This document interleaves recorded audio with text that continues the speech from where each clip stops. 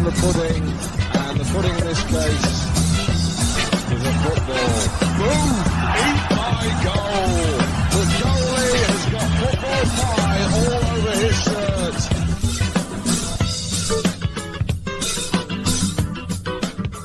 Welcome to this episode of the Down the Pub podcast. It's another happy one because we're coming off the back of our fifth win at home, which is kind of incredible. I had to watch from home because the game got delayed onto the Sunday, but our roving reporter Gary Griffiths was there. So how's things going, Gary? How was the atmosphere at the game, especially after what happened on Friday and Saturday with the weather? Firstly, I'm very good because just prior to coming on this call, I looked on Twitter and I saw that the Tottenham owner Joe Lewis has just been done for embezzlement or insider trading. So that was excellent news to start my evening with. I can honestly say I'm pretty happy about it because we're the only club that could have a billionaire owner who doesn't spend any money on the fucking club. So apparently he's worth 4.5 billion. I read up a little bit in the story, and he was given insider tips to pilots, his lovers. He's 84, 85 or something like that. And his lovers plural. Yeah, so that's how he was that was his way of sharing gifts on them, was to give them insider trading tips for that.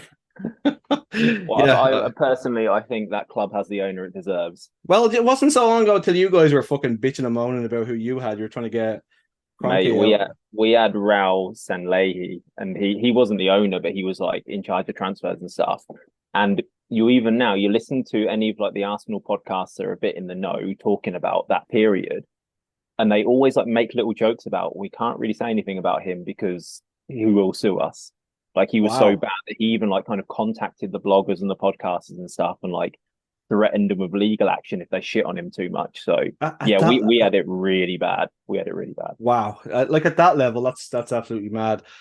So before we get into, sorry, I know you're going to tell us about the atmosphere and all that stuff, so we'll get into it in a second.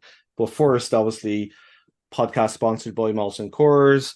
They've hooked us up with some drinks. This week's tipple of choice. We're back. We're still on the ultra ciders, the 90-calorie ones. Last week I had mango. The week before I had the mixed berry or something. So this week, so my memory, mixed berry you weren't massively keen on, but the mango one you had a little happy surprise to face, so. it was actually pretty decent. The mixed berry one was okay, but the mango one was pretty good.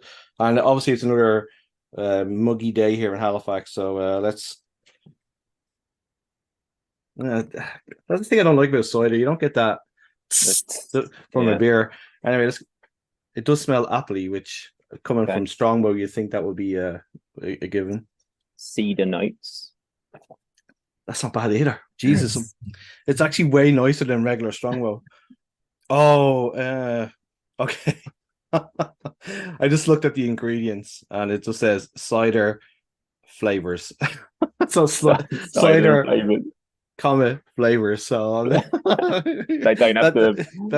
have to tell you what flavors they are. You just have to guess. You have to guess. I wonder if it's like they put both. No, we're gonna get sacked if we do this. So it's really good actually. It's really good. If you're at the grounds, definitely check these out because it was hot like it is today. This is actually a refreshing drink. It's kind of like it is pretty tasty. That's the plug done. So let's move on. The atmosphere, as I mentioned, obviously like after the terrible weather that we had Friday and Saturday, what was the atmosphere like at the grounds? Were people in good spirits? Was there any sign of rain damage? What was it like? Yeah, it was really good. I was a bit worried it might be a bit flat because when something big happens to a place that's not very pleasant, that can trickle down into the overall mood. But football, sport, entertainment at its best is escapism, and it's a chance to kind of leave the bad stuff at the door as much as possible. So yeah, atmosphere was really good. I thought I saw the attendance listed at, I think it was 5,900, but just like anecdotally from where I am in my section, it was one of the rare games where there's actually people sat directly in front of us on the row in front of us.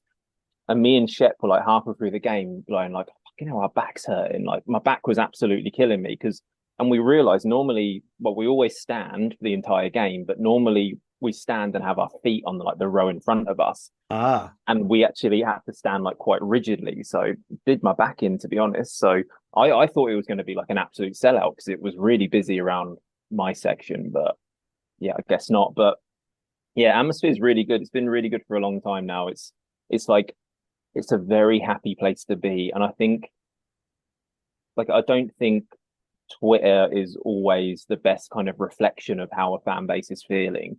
But I always felt like the people around me and the conversations you have in the stadium, even when we weren't winning at the start of the season, people were really, really positive. And obviously, when you look on Twitter and places like that, that's not always reflected. But now, even more so, like there's such a nice energy around the place at the moment. It feels like one club, doesn't it? Like we're all just part of this big thing, and we're all enjoying victories together. And it's got to the point now, and this is the most pleasing thing for me, where we always talked about before, like the PTSD and the hangover from the last few seasons, and how like one little setback and everyone's like, oh God, here we go again. I think like the team has built up enough kind of good grace now where even if in the next home game we lost 2-0, I don't think people would shit the bed. I don't think people would panic and go, oh God, we're shit again. I really think like the team has built up enough kind of positive energy now where people would just go, oh, happens, on to the next one. And that, I would say, is the biggest win for the club to date. Yeah, I think it'd be interesting to see how we do away from home again. I think that's where our little bump in the road is, but that's like just from watching it on TV and stuff like that, the atmosphere looked incredible, and like off the back of some crazy shit happening weather-wise here again, I think it's a testament to the Wanderers and the way they're playing, and also just the people of Nova Scotia that they're able to pick themselves up from the shittiest situations and go and put all that behind them and just go and put a show on for the players. And like I think we were talking, I think it was maybe after one of the games this year, and certainly like last year after the hurricane and stuff like that. Like there was a really flat performance after one of the things that happened. This was the opposite of that. This was exactly what we needed. It was a really good performance, and it was much needed after the shit show of Friday and Saturday. So kind of get like just looking into the game itself, like the team almost like picks itself now, doesn't it? I mean, like you've got a couple of like little in and out kind of changes, and like maybe that's just because of match manager, like game management kind of for some of the players, but you can almost pick like 8 of the players that are going to start, and it's kind of just like Callum Watson might come in, or like just kind of like the like Fernandez and Ferrazzo, just kind of a couple of like little things that change. So in terms of how we lined up again, I saw one thing on one of the sites where they had Cal Watson as a 10. Did you think that's how we played, or what way did we kind of set up? No, yeah, I think he was a 10. He was whatever.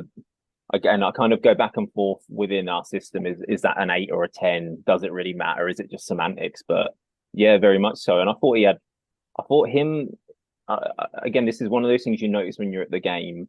I thought him and Aidan Daniels were absolutely exceptional off the ball. I don't think either of them really affected the game that much on the ball, but they were exceptional off the ball. Like how Ottawa were playing, incredibly defensive, like no space between the lines, like 2 banks of 4 and then 2 up front, or even sometimes 5-4-1. There was kind of like hardly any room anywhere on the pitch. They just kind of let us have it and went, all right, just play in front of us. So for them both to somehow manage to keep on finding little pockets of space was incredible. Like Aidan Daniels likes to find space between the lines, and Cal Watson kind of likes to find space beyond the lines. Like he'll make runs in behind, which will drag people out of space, and drag people out of position and create space. So yeah, I think he was a 10. In terms of the overall lineup, I agree with you. I think now we have a settled core. I'd say there's 6 or 7 players who, if maybe even 7 or 8 players who, if fit, will play every single game now. And I think we've been working towards this all season. So early on in the season, it was almost like changing 7 or 8 players per game until kind of, it's alchemy, isn't it? It's like messing about with what you've got. Like who's going to form a relationship with who works well where. And now we've kind of, I think we've got as close to a settled starting 11 as we'll ever get, because I don't think Patrice and Jordan and Jed really want a settled starting 11. They're like, the big thing with Patrice when you hear him talk in interviews is about being unpredictable, being difficult to scout. And if you have 11 players who get picked every week, you're easy to scout. So I think that's what they're going for at the moment. I like how over the past, I'd say 6 or 7 games, we've settled on a way of playing which is with a double pivot in midfield. So it's Lorenzo plus Rampy or Lorenzo plus Omar. And if you think back to early on in the season, we'd invert a fullback into that central midfield space to form a double pivot. But I think we would often look vulnerable when we did that. And again, I've said this before, I think we'll go back to that at some point this season, because we have that option and we have that variety. But just the stability, the defensive stability that having an actual double pivot has given us is really important. And then we can still kind of control central areas of the pitch, because Aidan Daniels just tucks in centrally from the right wing position. So instead of kind of ceding that wide space to invert someone in the defensive area of the pitch, where you end up being a little bit vulnerable if your distances aren't perfect, we've done that in an attacking part of the pitch where no problem if Aidan Daniels cedes that space, because Zach Fernandez or whoever is right back is going to be charging into that space and playing as a right winger. So it's all working very well at the minute. Like, the balance is really nice, the relationships are there, and yeah, it's an exciting time. We're having that double pivot of actually having Lorenzo plus Omar plus Rampersad, whoever it's going to be. He doesn't look to be as Paul Scholesy in terms of his tackling. Like, I don't think he's picked up a yellow card in the last couple of games either. And I know he's kind of like on the bubble of getting a suspension. So I think that's been a big part of it too, because we're not that vulnerable and he doesn't feel the need that he needs to take somebody out to stop it, whatever. And that kind of desperation of like, I need to get a tackle in here or else we're going to be like in trouble. So I think that's definitely happening. And I kind of wanted just to just touch a little bit on Andre Rampersad, because before he went to the Gold Cup, people were kind of questioning him, like he was kind of being played some would say opposition. He was definitely didn't seem the Rampy that we all know and love, kind of thing. So he's changed so much. I just wanted to get your thoughts on like what you think has changed. Was it the break that he needed, and how he's starting to develop his relationship with Lorenzo? I don't think it was the break. I think it's just playing him in a position where he's far more comfortable. I think he likes the idea of being more of a 10. I think any player does. Any player wants to be playing closer to the goal. And I think the coaching staff like the idea of it as well. Because if you run through his attributes, then he's got all the tools to play that position really well. But I think as the system's developed and we've kind of really identified roles within the team, more and more that person who plays as a 10 is really an off the ball player. Like, if you think about what like your eyes classic idea of a 10 is, it's Mesut Ozil, it's that sort of like magician. But I think with us, that player is a chaos player. Like, they're supposed to drag defenders out of position. They're supposed to like make deep runs in behind, pull out wide. Their job is essentially to they're like kind of massaging clay and pulling clay apart to like create spaces and create holes. So someone like Rampy, who is so good on the ball, you're almost wasting him in that sort of position, because you want him to be on the ball. You want him to be like prodding and probing, trying to play through the lines, like his beautiful first touch to like dink it past the player. And I think he's probably, and I can't speak for him, but my guess would be that he's reached a point now where he's like, actually, like, I'm best suited to this team playing as a 6, playing as a double pivot with Lorenzo, who can make anyone look good as well. And yeah, Rampy's gone from kind of almost looking like the weak link the first few weeks of the season to looking like one of our strongest players again, and an incredibly important part of our spine. And the real beauty to that as well is that we've really overplayed him over the last few years because he's been the only one doing it. But now we have Omar who can come in and do that job to the same level, so you can keep them both fresh, which is really good news.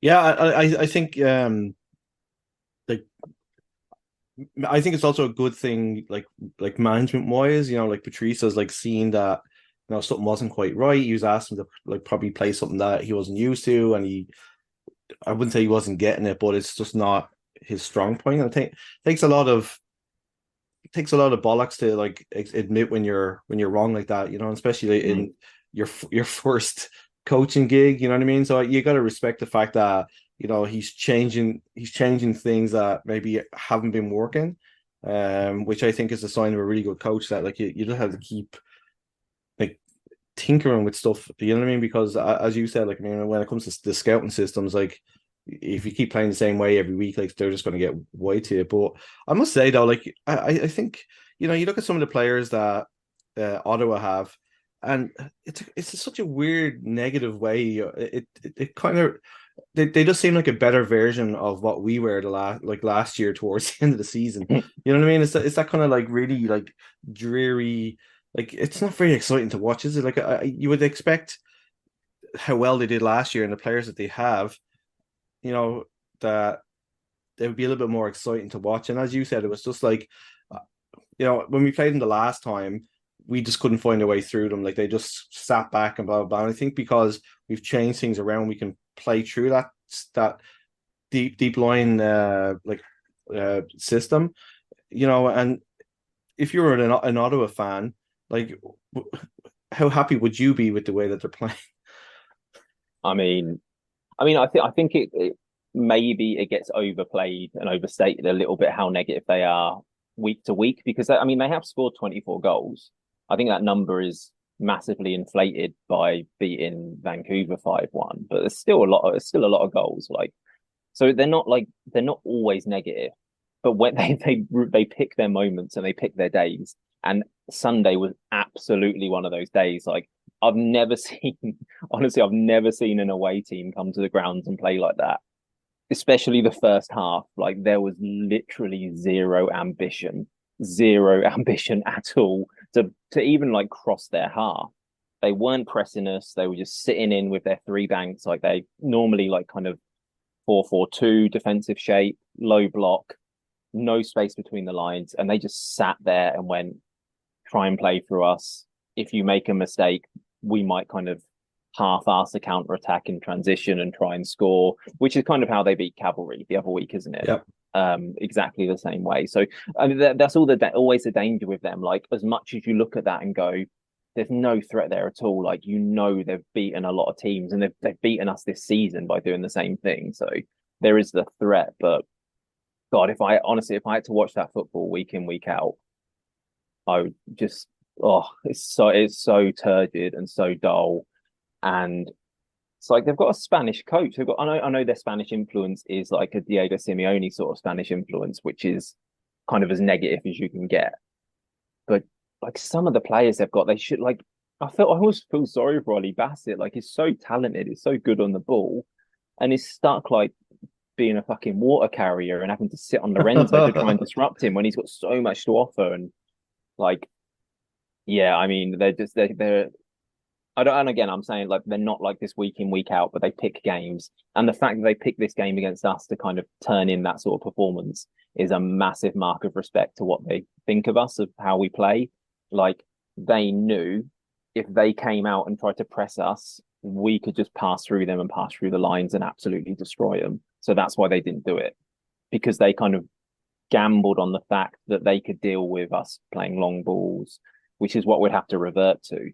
But little did they know, Dan Nimick's wand of a right foot can kind of land one on a sixpence from 30 yards. So, but I'm sure we'll come to that. Just on Ollie Bassett there, like, I mean, they were, I think it was like an hour in, I think, because they were kind of mentioning in the commentary that he wasn't getting into the game. He was trying to, like, especially like the start of the second half, he was trying to force things, I guess, because obviously they were behind and it just wasn't kind of clicking for him. And then he kind of, like, as with every good player, they might be playing crap for an hour and then they'll just kind of start coming into the game, and he did. But then I was surprised when they took him off, because he looked like the player that was going to create something for them. And when he was substituted, it was an odd decision. But is their only footballer? Is the yeah, only footballer they've got? Like Zapata probably as well, but he's smokes 40 a day and was gassed after 15 minutes. Like Bassett is the only football player they've got. They've just got a load of meatheads who shank long balls with their tusks and like then try and like win second balls and big headers. Like it annoys me a little bit because I've got so much respect for Spanish football and that sort of footballing heritage that it is kind of funny, but that's enough of Ottawa. I don't like kind of give them any more thoughts, to be honest. I actually find them a little bit annoying, but like I find that their fans are becoming a little bit annoying, or whatever. Yeah. I had a mate in elementary school. Well, he wasn't really a mate. It was just this random weird kid in my class, and he did this weird thing where you'd like if you were isolated one on one with him. If we were like 7, it'd go like you'd just be sitting there like playing with your toys or whatever, and it'd go, "My dad's better than your dad," and you'd be like, you just look at him and go, "All right." Good for you, you little weirdo. And then like an hour later, like you'd look over in the lunchroom and he'd be eating his fucking packet of crisps, and there'd be another kid near him, and you'd see him lean over and go, "My dad's better than your dad." And like I feel like that with Ottawa, like how much they just want to tell everyone, "We've got the best fans, we've got the best fans. We've got the best fans." It's a bit like that, like good for you if you think that. Like it's completely arbitrary. Like what measurements are we using? Are we using attendance? Because then nah, you haven't.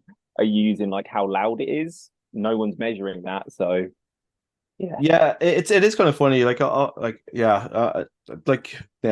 not waste any more time on it. Anyway,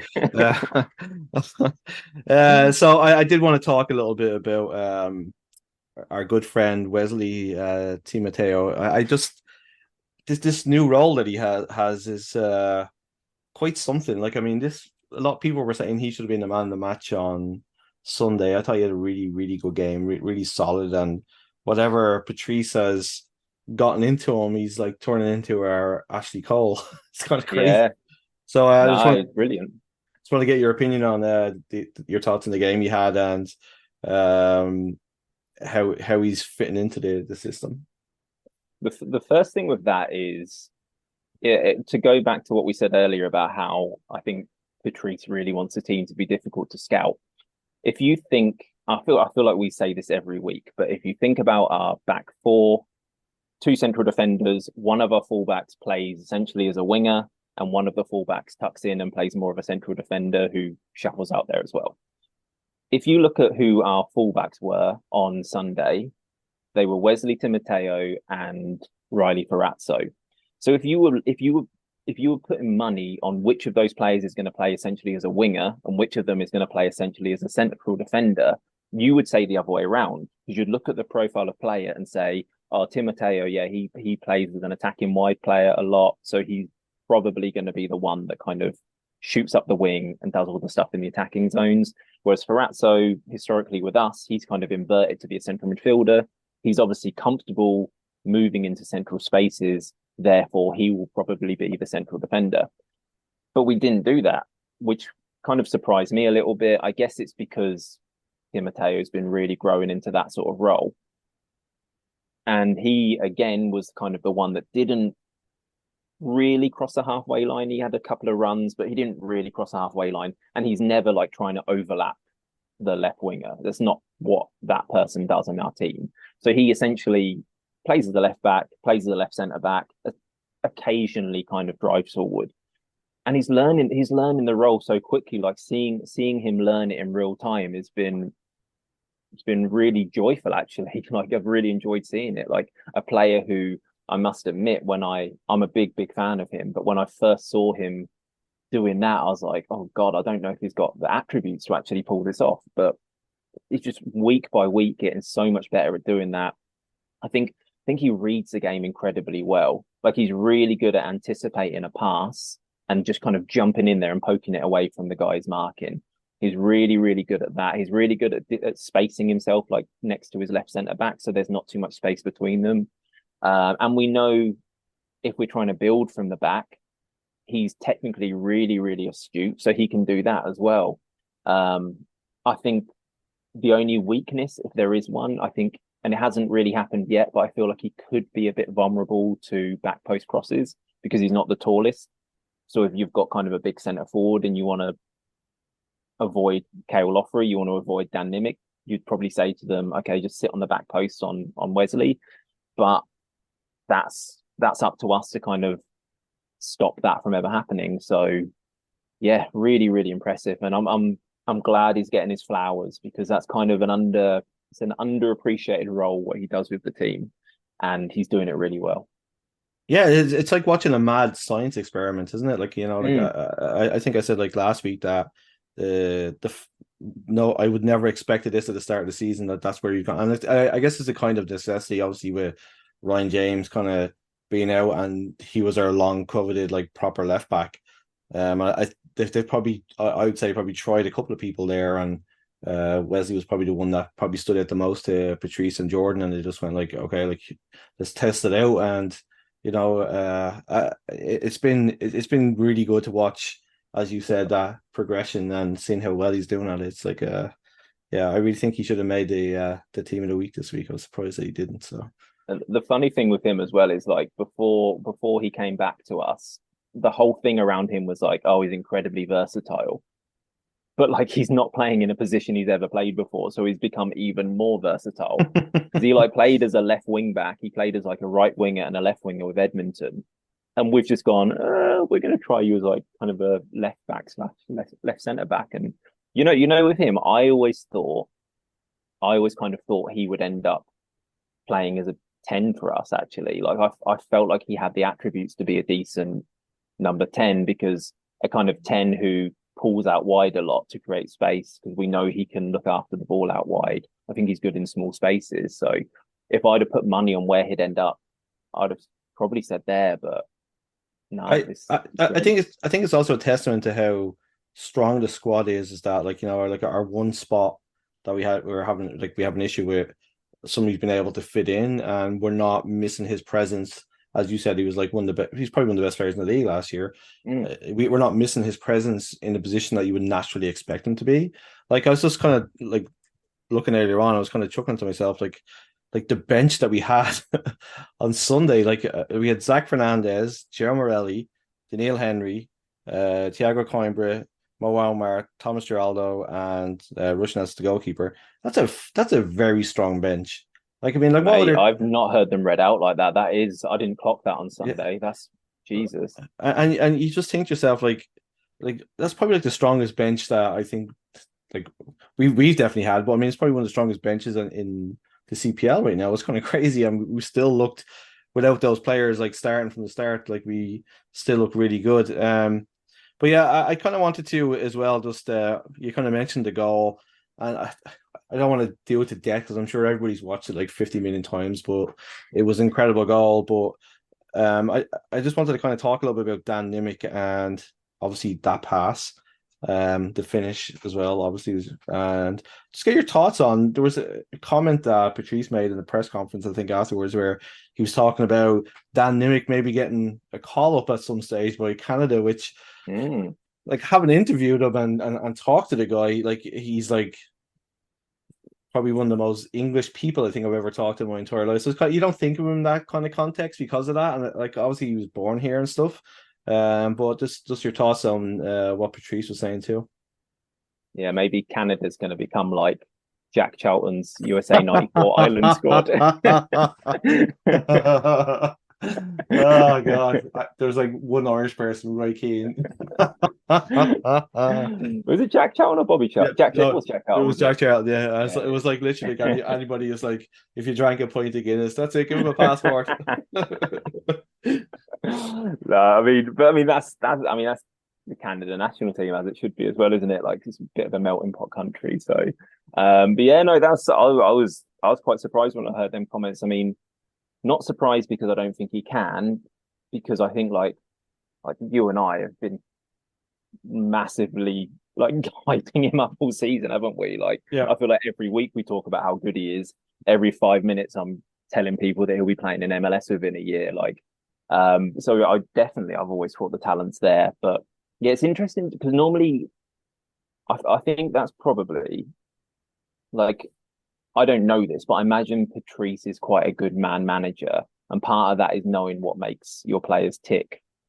And I think if there was any danger at all that comment would go to Dan's head a bit and make him think like, hey up, I'm a big deal here. Like I think if there was any danger of that happening, there's no way Patrice would have said that. But I think he knows that Dan Nimick is the kind of player who will be motivated by that and will kind of think, oh, that is a realistic target. I'm going to work twice as hard now because that's the prize at the end of it all. So yeah, that'd just be wonderful if that happened. And I remember interviewing Matt Fagan, and I can't remember exactly what it was, but like when the club started, they kind of set out these targets they had as a club, and one of the targets was to have someone in the 2026 World Cup squad who had played for Halifax Wanderers at some point in their career. So, I mean, if your smart money is on someone, it's probably on Dan Nimick, isn't it, at this point? I think like obviously it's feasible because you're looking at like Joe Waterman, Laturi, Sirwa, all Pantemis, all those kind of guys. It's been done. People have gone to a World Cup and played in the CPL. So I definitely think it's not like somebody just plucking something from the air and going like, yeah, this is a magic wish. It's like it's definitely possible, and I think the CPL is definitely getting a lot more exposure off the back of that kind of stuff, and obviously Dom Zator as well. But I think one of the good things for him in terms of the national team is having the Neil Henry, because John Herdman gives him a call and says like, hey, what about this Nimick kid? Surely he's going to see that sort of performance and go like, give him a shot, like put him into a friendly squad, put him into whatever is like Nations League, whatever's happening kind of thing, and just give him a shot. Like I think it's definitely plausible. But we also kind of have to stay a little bit grounded too, because like you don't want to like put too much pressure on the guy, because it's we've all seen that happen before. But I just think it was just a phenomenal performance all around. He's just so calm, like you never see him like panic.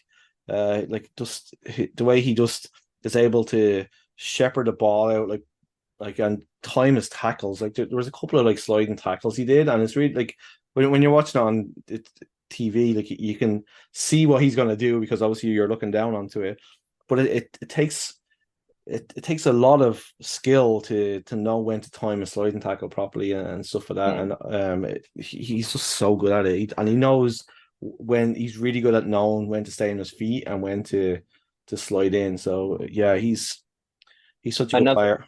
Another good thing is, and it made me realize within the squad, as much as I think there is harmony, there is also accountability, because, and this is like a really good thing for Nimick to learn from, because there was a moment, I think it was a couple of minutes before the end of the first half. And I say I think because, as I said to you earlier, for some reason, Fubo messed up my recording, so I haven't been able to watch the game back. But I remember just before halftime, he really dilly-dallied with it in the corner. Like he could have cleared it a couple of times, but he turned again.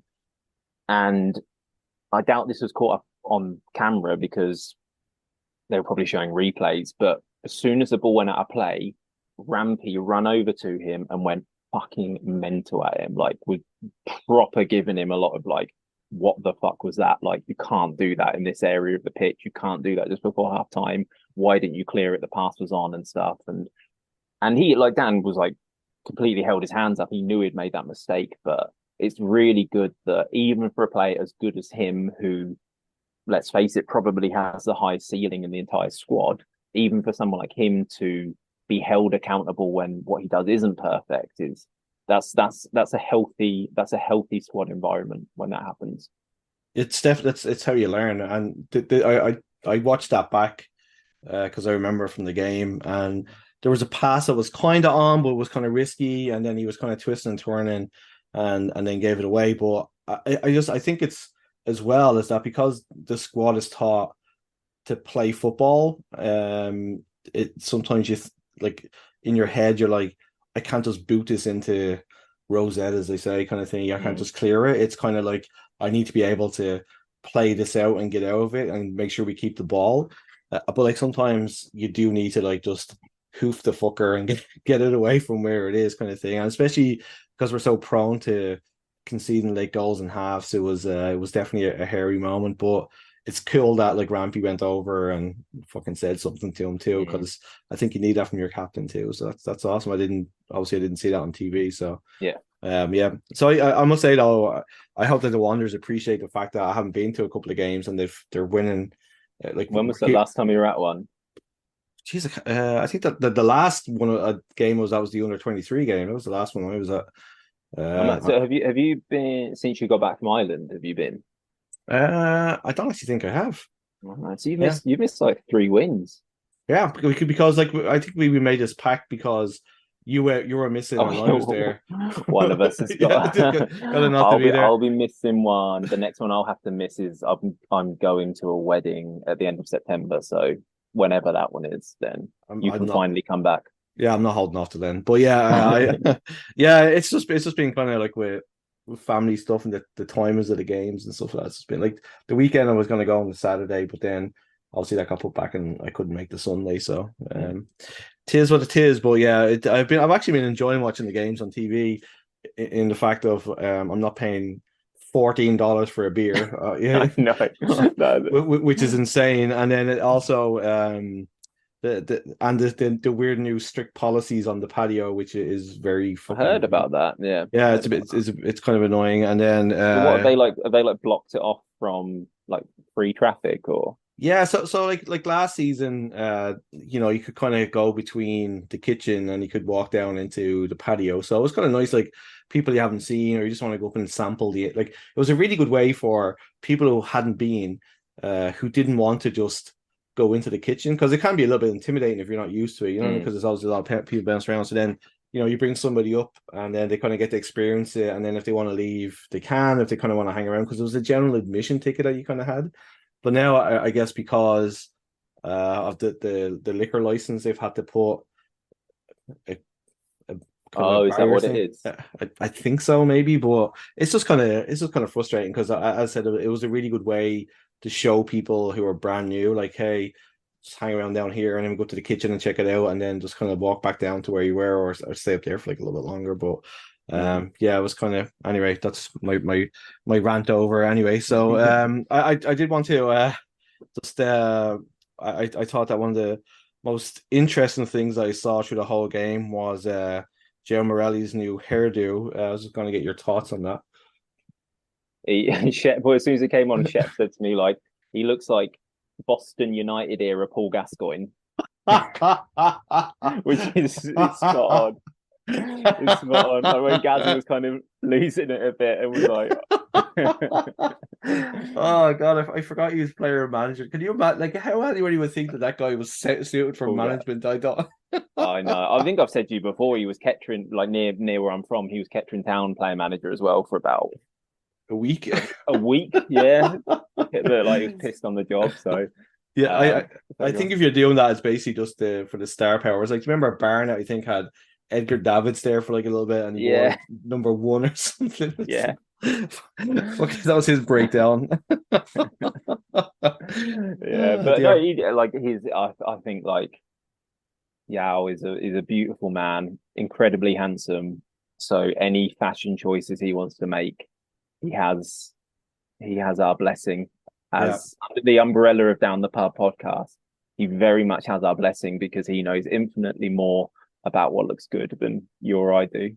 It's true. I just, you know what, I'm kind of more just jealous of the fact that he can do something like that and just pull it off. Whereas if I did it, Sarah would probably have me sectioned or something. You know, I think his best look was at the Island Games when he grew out the curls a little bit. And the headband, like the little Alice band in. Yeah. So we're going to start an official campaign, and I hope people can get in behind it. Bring back the curls. So we'll start a hashtag on the platform formerly known as Twitter. Yeah. So I guess we have to kind of go for our Molson Coors man of the match. So who was yours, Gar? So I was thinking about this during the game. Like, I think I've just got to accept that maybe he's just the kind of player that catches my eye. But every single week, I think Lorenzo is our man of the match.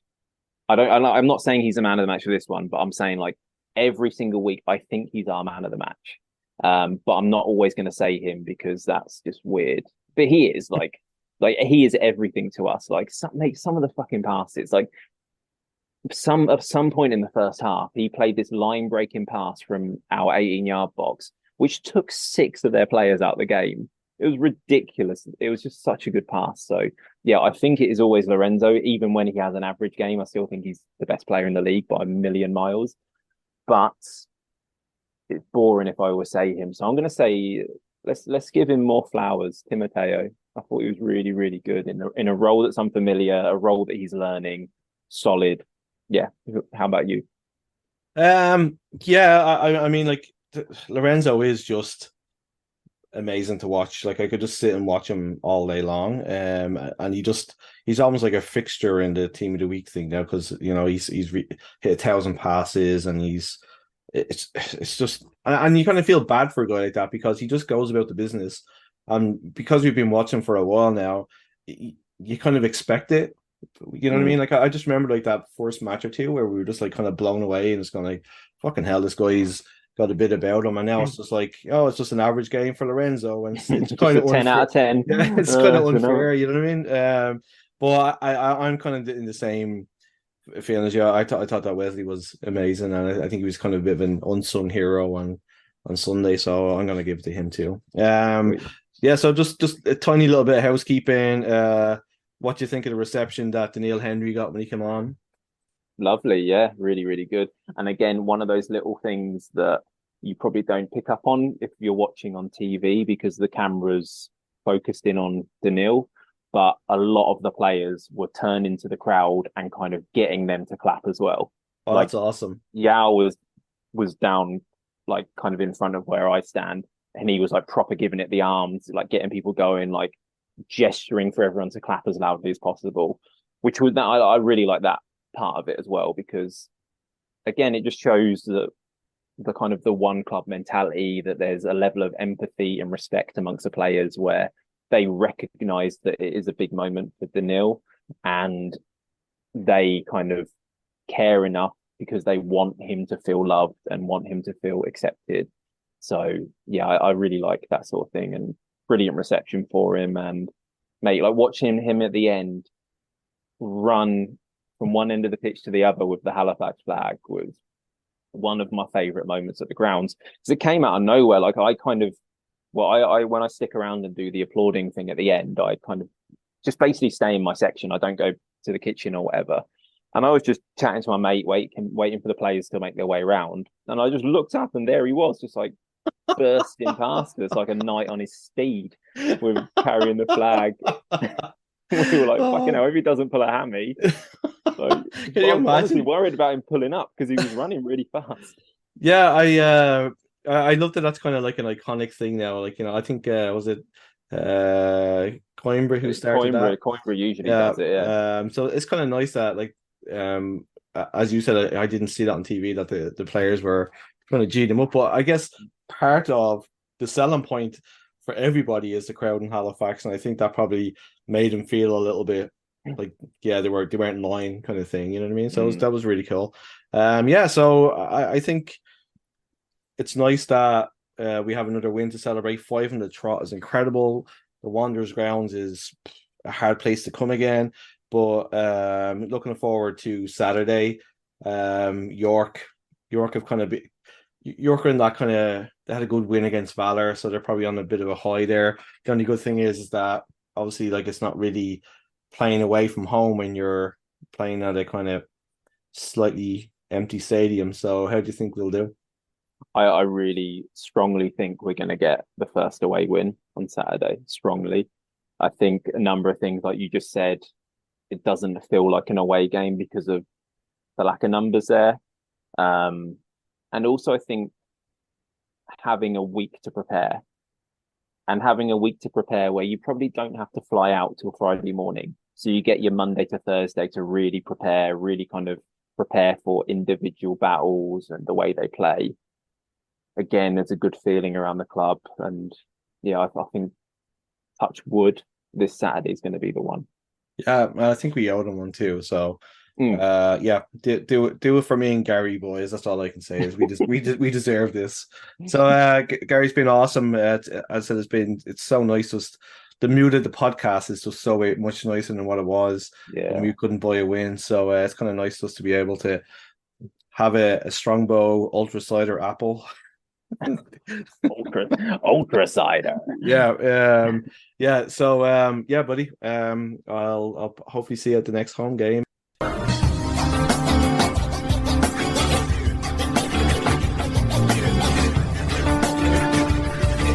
Folks, please. Right foot, please. Time to drink up, folks. Get out. Out to book.